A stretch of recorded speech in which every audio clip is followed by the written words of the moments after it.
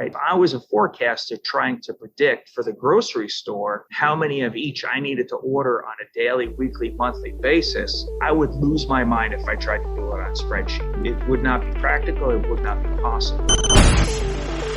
Growing a business requires a holistic approach that extends beyond sales and marketing. This approach needs alignment among people, processes, and technologies. So if you're a business owner, operations, or finance leader looking to learn growth strategies from your peers and competitors, you're tuned into the right podcast. Welcome to the WBS Podcast, where scalable growth using business systems is our number one priority. Now, here is your host, Sam Gupta. Hey everyone, welcome back to another episode of the WBS Podcast. I'm Sam Gupta, your host and principal consultant at digital transformation consulting firm Elevate IQ. As your business grows, it's hard to find that Goldilocks zone of inventory so that neither you lose on opportunities nor lock your cash down. Sales and operations planning is easier said than done.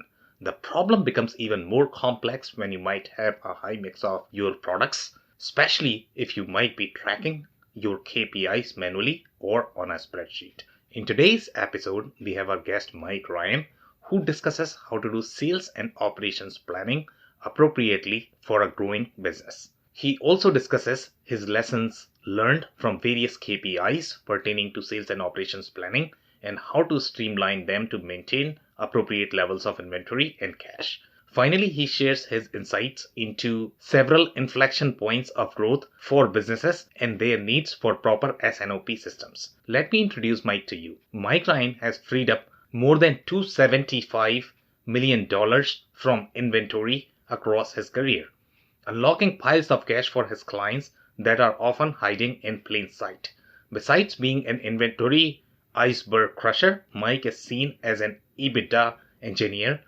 As a GE trained and certified Six Sigma black belt with more than 25 years of experience, he has solved inventory issues for both middle market and Fortune 500 businesses, translating into optimized inventory, customer satisfaction, improved cash flow, and EBITDA. With that, let's get to the conversation. Hey, welcome to the show, Mike. Thank you, Sam. It is so good to be here with you. I'm so excited to discuss the inventory because that is always a problem during my engagement that I do with ERP. So I'm super passionate to learn about that. But before we get there, do you want to start with your personal story and current focus, Mike? I would love to. Thank you, Sam. So I am a ceramic engineer by trade. And right out of college, I went into the most traditional of ceramic industries in that I made sinks and toilets. And it was during that period of my career that I really started to understand process.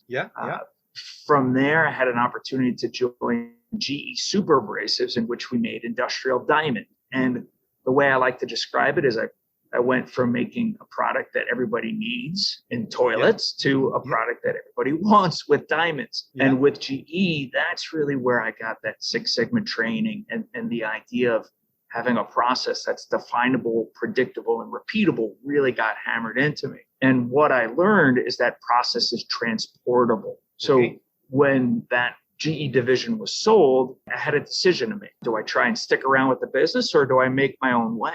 And from there, I leveraged the process experience to get into Goodyear Tire and Rubber, actually in corporate finance. The finance process needed process. So it needed really an overhaul to dig into what was working well, what they need to do more of, and what they needed to do less of.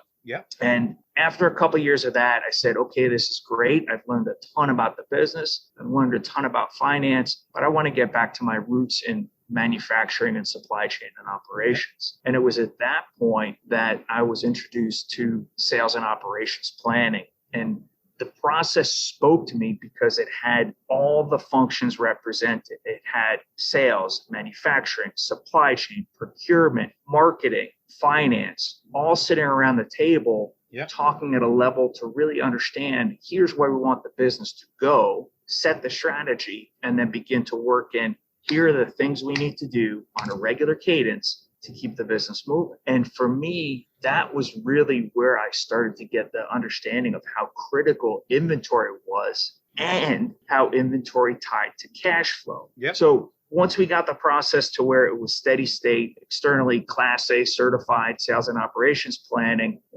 the other thing I learned about myself, Sam, is I am not a good maintainer. For me, I'm the guy you call when your car is in the ditch. I will get you out of the ditch. I will get you up on the road, put you on the right path, get you off and running. Yep. Keeping the car between the guide rails or simply managing the business, to me, that's better handled by somebody else. So I went looking for my next opportunity, and it came with sales and operations planning.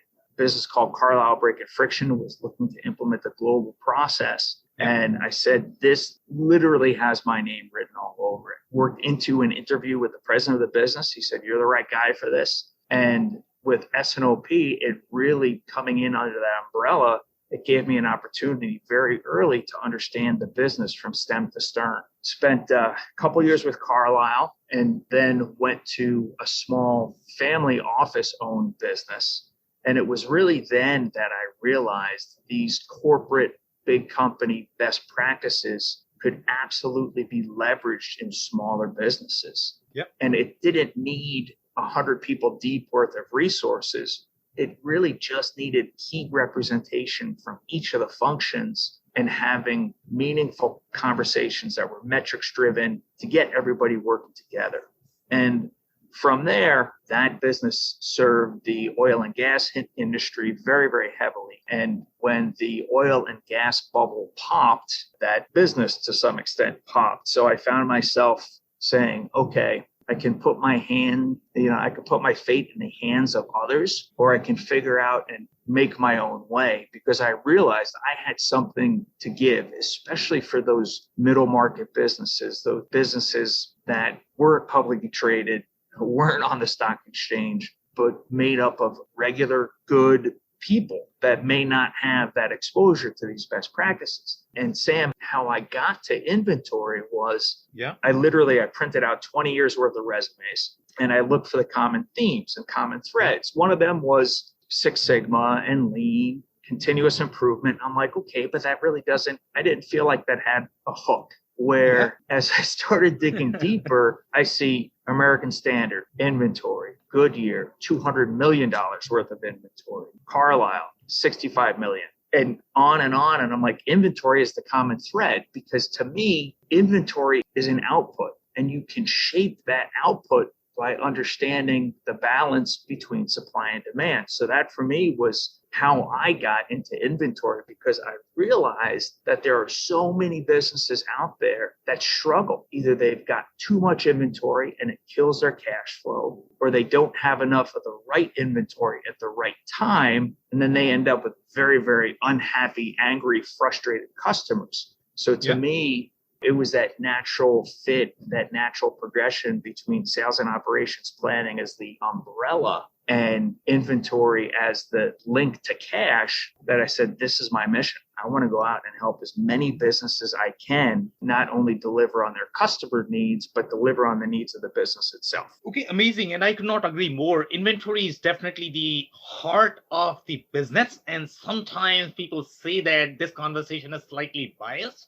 but I have seen this in the ERP implementations as well, that if you don't get inventory right, then obviously your organizational view or the ERP view is most likely is not going to be right. So on that note, I am going to start with the next question. And the next question is very standard. And that is going to be perspective on growth. So Mike, what does growth mean to you when you think of this keyword? So how inventory relates to growth for me, Sam, is that if you don't have the right product at the right time, no matter how fantastic your product is, you're not going to have the revenue to grow the business. You're not going to have the profits to grow the business. Whether you're a manufacturer or a distributor, understanding that having the product the customer wants when they want it, ultimately that's job one. Because if you don't have something in stock, customer's simply going to go someplace else. I mean, it really is that simple. So if I'm on Amazon and I'm looking at a spatula or a sieve or a houseware,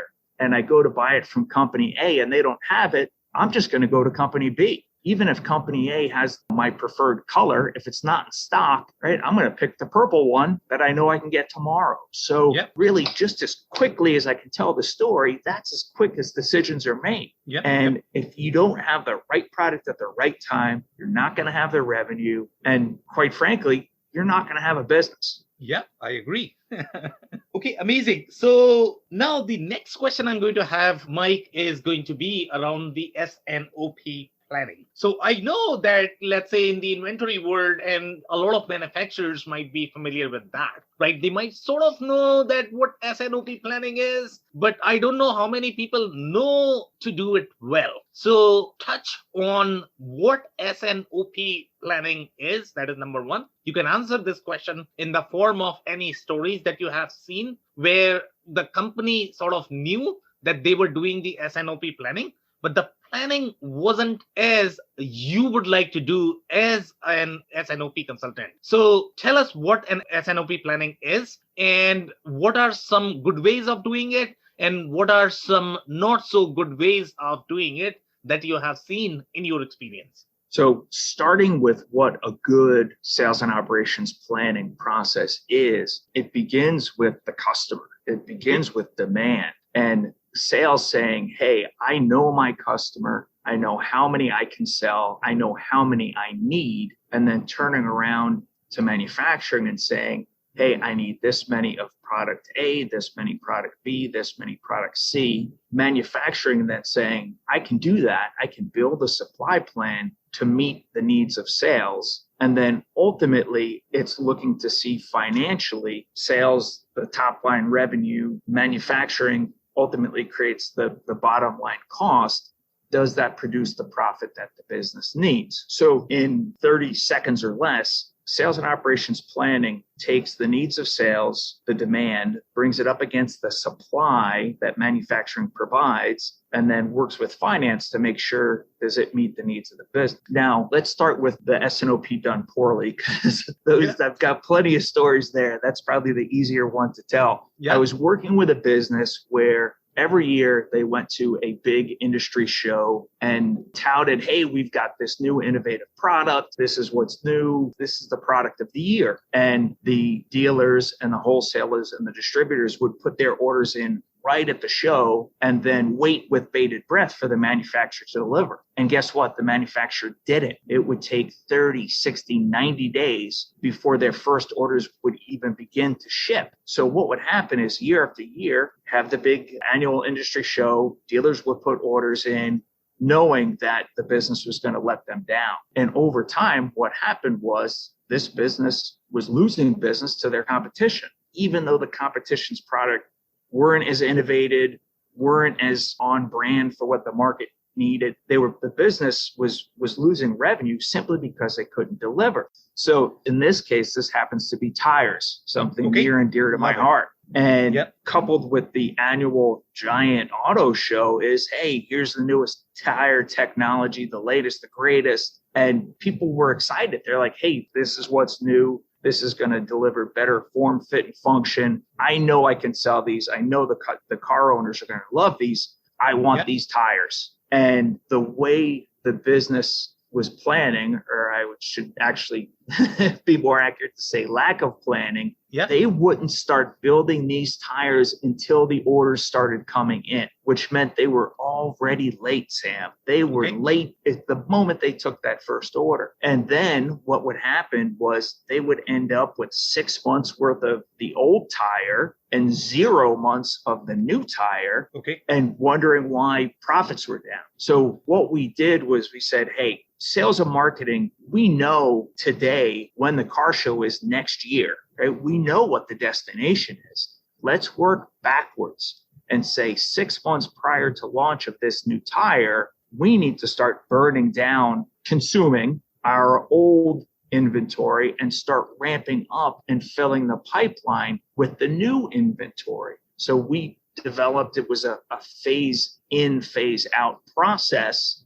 So we were consuming inventory that in the past would not have sold, and we were building up inventory to fill the pipelines. So the moment that annual auto show, the date showed up on the calendar, the business was able to say, we have 2 weeks of inventory for you in stock with your name on it. May I please have your order? And by having the new product in inventory to back up the sale, Sam, it went through the roof. That was one of the best years this business ever had, simply because they had communications linking sales, marketing, operations, and they began with the end in mind. We know when the show is next year. Let's use that and plan backwards and not be surprised on the day of the show when we get orders for our new products. So that was a case where taking what we knew and knowing that there literally was a day circled on the calendar, it helped us plan, and it got the communication going in a very structured way to understand, hey, this is the outcome we're trying to achieve. This is the potential, both in terms of cash from the inventory that's going to get consumed, as well as the new revenues, the growth that's going to be generated. And this all happened under that umbrella of sales and operations planning. Okay, so I would like to go one level deeper into the story and some more colors, okay? So when, let's say, they were doing this sales and operations planning before making the changes, before going to the annual auto show, what were the kind of metrics that they were tracking? What were the flaws in the method that they were utilizing for the sales and operations planning? What was the disconnect? Was the disconnect primarily from the communication perspective? Was the disconnect primarily from the inventory planning perspective? Was it just misalignment in the organization?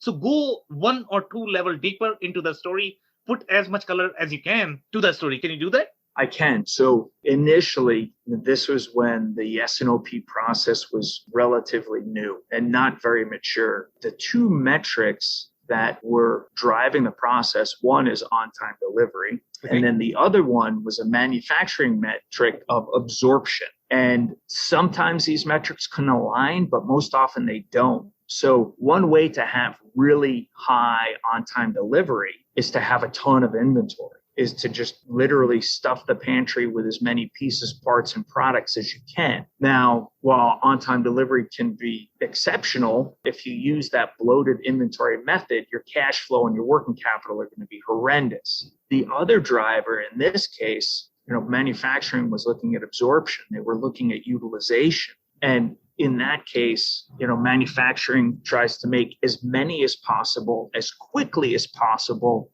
to lower the per unit cost. So if it costs me $10 an hour in fixed overhead, if I make 10 parts, that means I have $1 per part overhead. If I can make 100 parts, now I've got a 10-cent per part overhead. So the absorption looks fantastic. So if you're measuring absorption, your absorption is through the roof, but the second order impact or the unintended consequence is your cash flow just goes down the tubes. So it was stepping back and saying, hey, we can get to really great on-time delivery rates by making sure we have enough inventory, not too much inventory, just enough of the right inventory.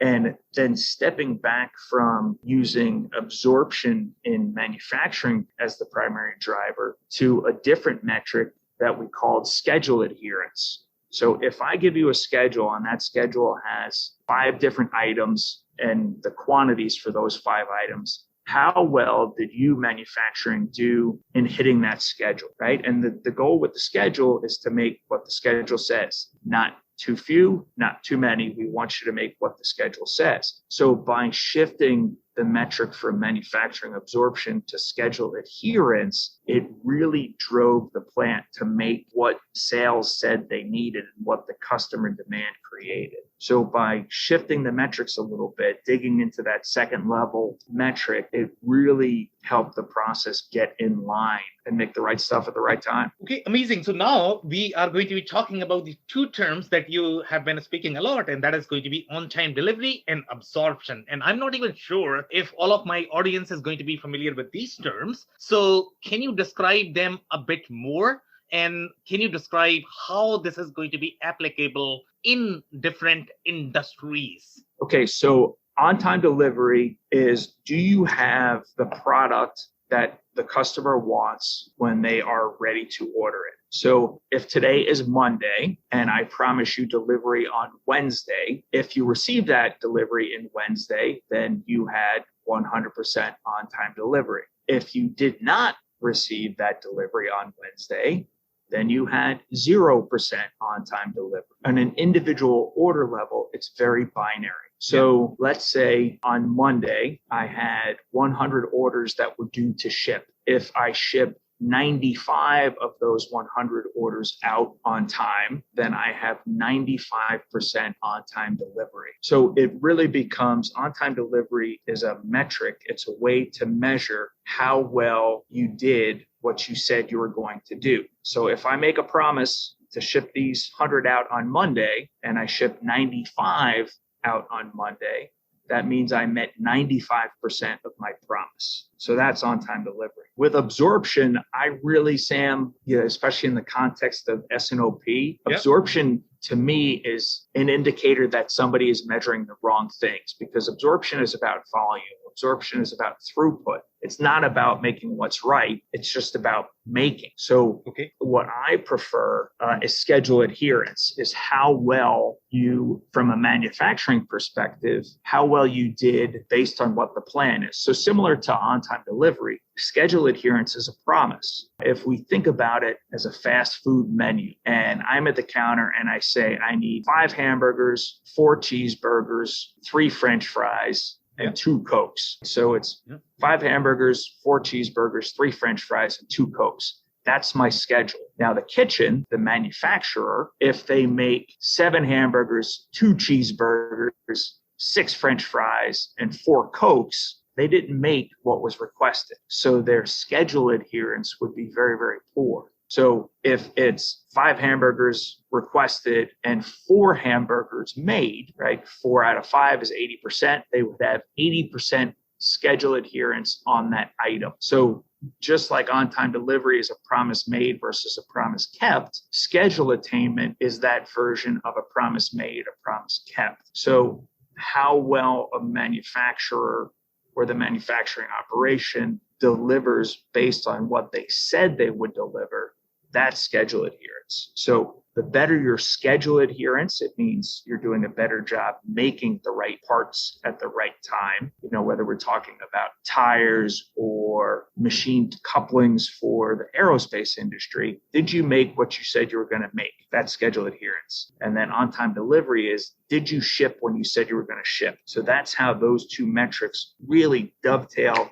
in together. Okay, so let's talk about the SMB landscape. And obviously, these metrics sound so exciting. I mean, if all of the manufacturers had access to these metrics, it'll be amazing, because you will know so much about your customers, so much about your products. But when I look at the SMB landscape, majority of the time, even if they claim that they are using the ERP system, in my experience, let's say for the scheduling, they are probably running a lot of their sales and operations function on probably spreadsheet or doing the manual data collection. So even though these metrics could be powerful, in your experience, do, number one, manufacturers and distributors, are they able to track these metrics? And if they are able to track, how accurate are these metrics in your experience when you go across different manufacturers or distributors? So Sam, it's really interesting, because in some cases, the metrics a business measures are, well, quite simply the wrong metrics. So a business may say, hey, what are our past due? What are our back orders?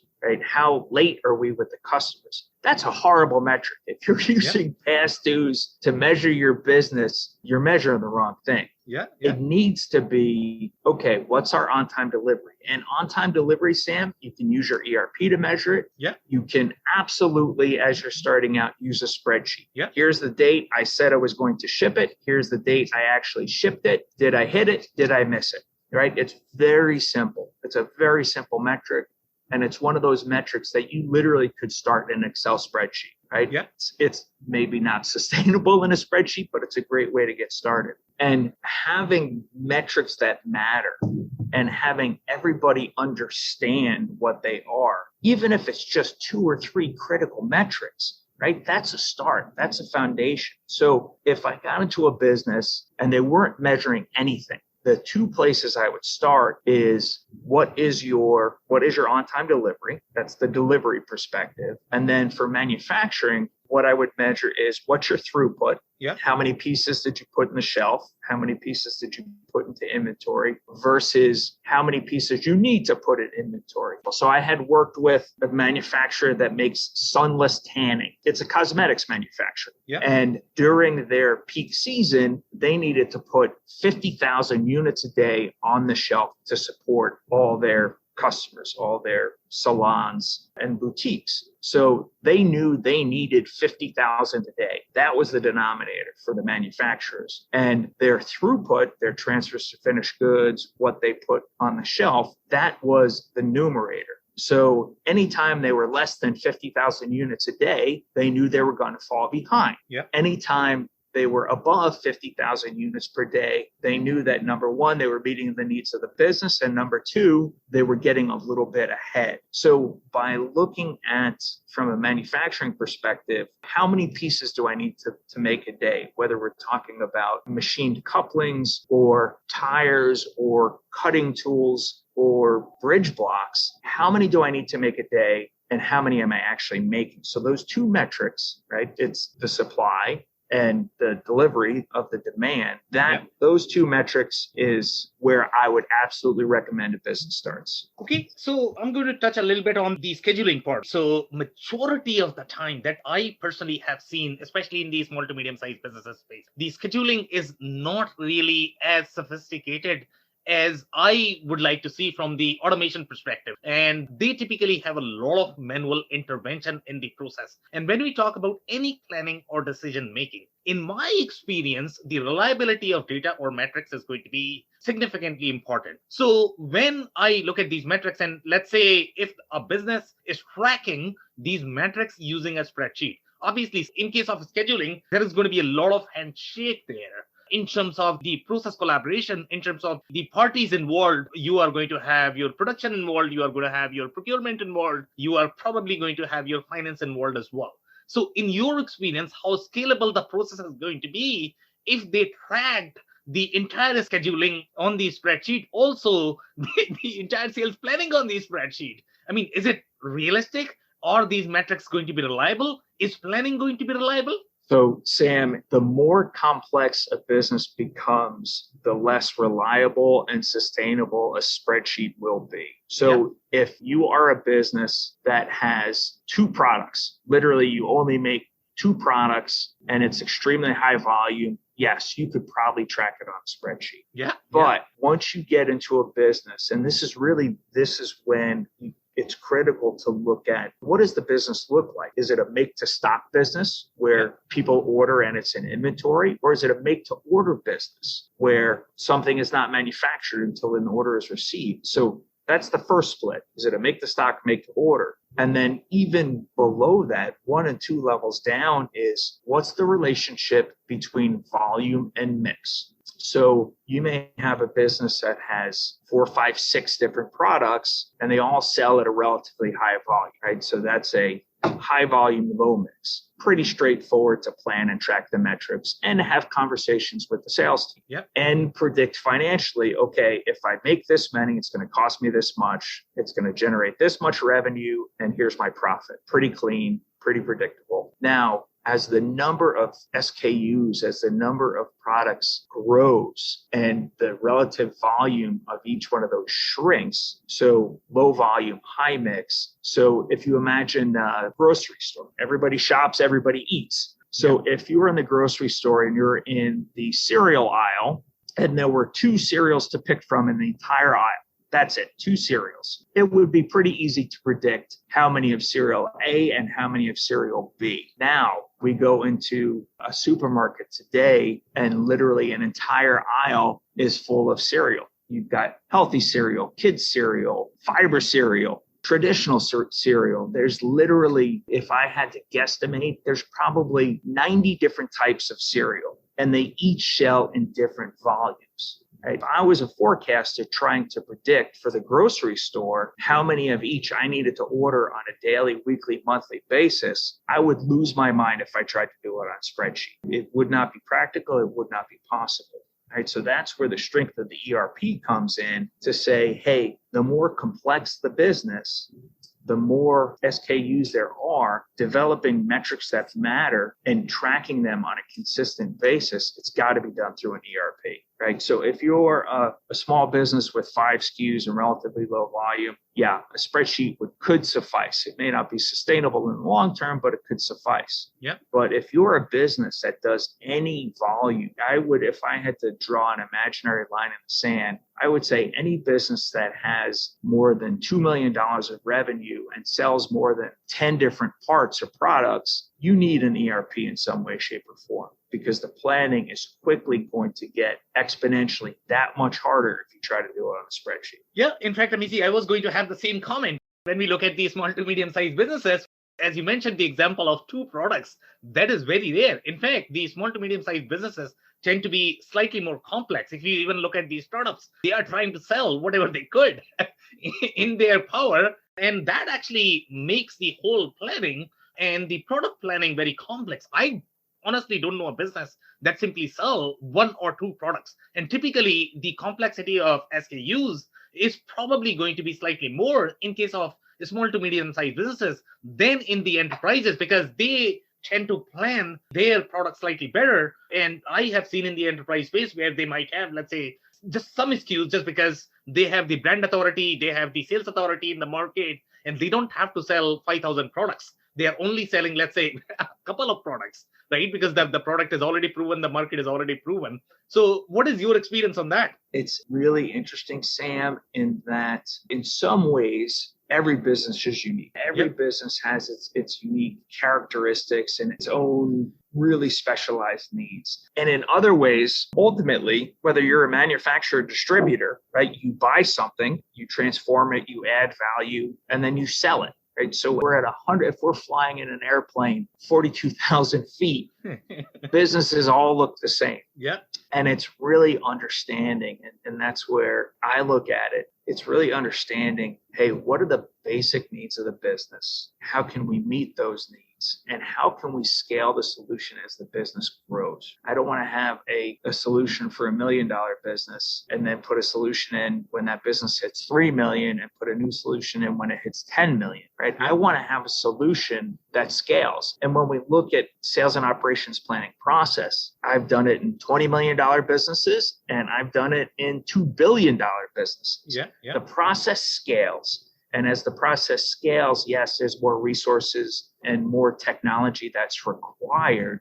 But ultimately, at its core, the process is still the same. Yeah. All right, Mike. So that's it for today. Do you have any last-minute closing thoughts by any chance?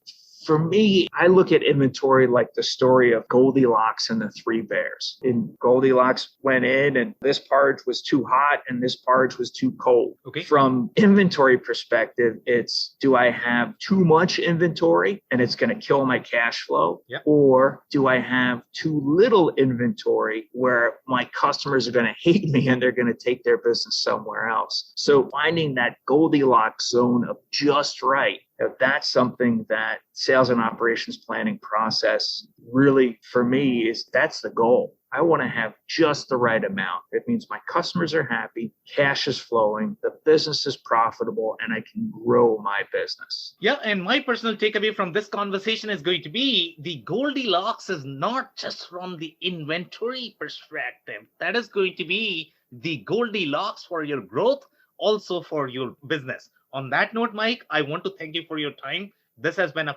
powerful and very insightful conversation. Thank you, Sam. I appreciate the opportunity, and I very much look forward to our next conversation. I cannot thank our guests enough for coming on the show, for sharing their knowledge and journey. I always pick up learnings from our guests, and hopefully you learned something new today. If you want to learn more about Mike, head over to mryangroup.com. It's mryangroup.com. Or email him directly for 5 tips you can action today at michael@mryangroup.com. It's michael@mryangroup.com. Links and more information will also be available in the show notes. If anything in this podcast resonated with you and your business, you might want to check other related episodes, including the interview with Ian Pratt, who discusses how to distinguish between the need for additional resources and operational bottlenecks that need to be optimized before investing further. Also, the interview with Kevin Lawton from New Warehouse Podcast, who discusses why standardization plays a key role in inventory planning. Also, don't forget to subscribe and spread the word among folks with similar backgrounds. If you have any questions or comments about the show, please review and rate us on your favorite podcasting platform or DM me on any social channels. I'll try my best to respond personally and make sure you get help. Thank you, and I hope to catch you on the next episode of the WBS Podcast. Thank you for listening to another episode of the WBS Podcast. Be sure to subscribe on your favorite podcasting platform so you never miss an episode. For more information on growth strategies for SMBs using ERP and digital transformation, check out our community at WBS.rocks. We'll see you next time.